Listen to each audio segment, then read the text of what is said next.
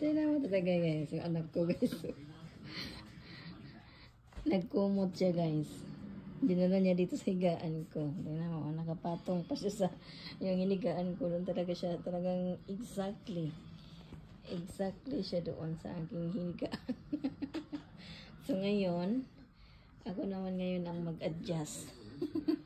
Hindi ko alam kung saan na naman ako sisiksik dito sa magulo naming bed.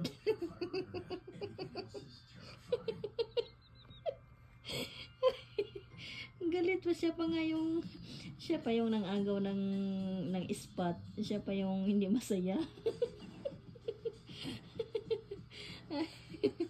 Talagang tingnan mo guys, oh.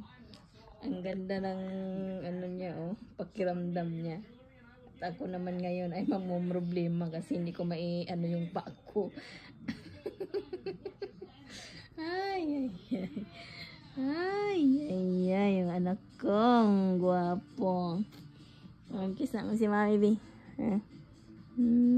Ay, shush.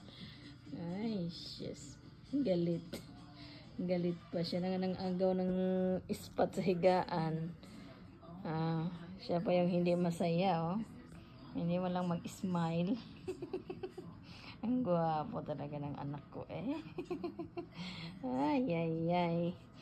Wala tayong magagawa kasi ayan siya.